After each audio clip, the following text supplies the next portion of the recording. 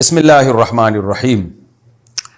پہلا سوال ہے جی، نعمان علی صاحب نے گجرانوالہ سے پوچھا ہے کیا زنا قرض ہے، اس کا بدلہ کس سے لیا جائے گا؟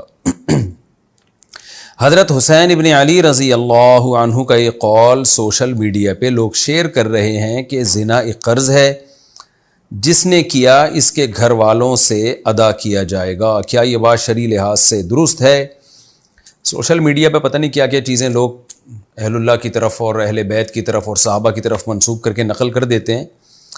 قرآن میں اللہ تعالیٰ کا ارشاد ہے کہ لا تزر وازرۃ وزر اخری، کوئی شخص کسی دوسرے کا بوجھ نہیں اٹھائے گا، اور اللہ کسی کی وجہ سے کسی کو سزا نہیں دیتے۔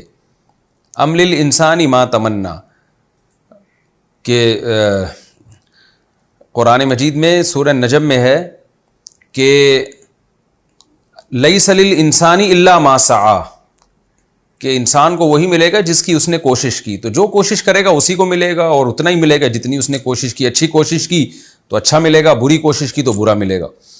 تو ہمارے ہاں یہ بہت مشہور ہو گیا ہے کہ جو زنا کرتا ہے تو اس کا بدلہ اس کی بہن یا بیوی یا ماں کو معاذ اللہ یا خاندان کی عورت کو چکانا پڑتا ہے۔ یہ غلط ہے۔ اگر ایک شخص زانی ہے اور اس کی بیوی پاک دامن ہے تو انشاءاللہ وہ پاک دامن ہی رہے گی۔ اگر ایک شخص برائی میں مبتلا ہے اور اس کی بیٹی پاک دامن ہے تو انشاءاللہ اس کی بیٹی پاک دامن ہی رہے گی، اس کی بہن پاک دامن ہی رہے گی۔ ایسا اللہ نہیں کرتے کہ ایک کے جرم کا بدلہ دوسرے کو دے دیں اللہ تعالیٰ۔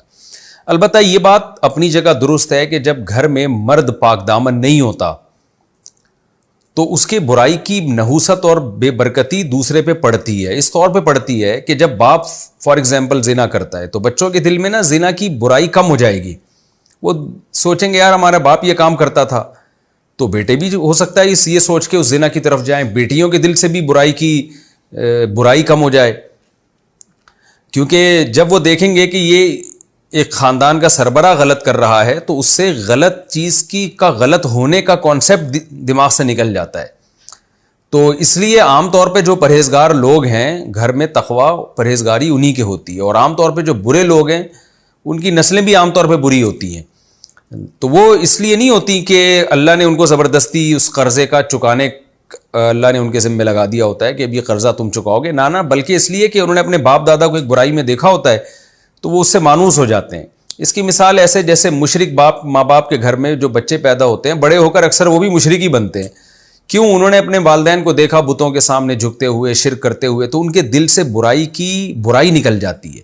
اور جو توحید پرست والدین ہوتے ہیں تو اکثر ان کی اولادیں بھی توحید پرست ہوتی ہیں، اس لیے کہ انہوں نے اپنے والدین سے توحید کو اڈاپٹ کیا ہوتا ہے، سیکھا ہوتا ہے۔ حدیث میں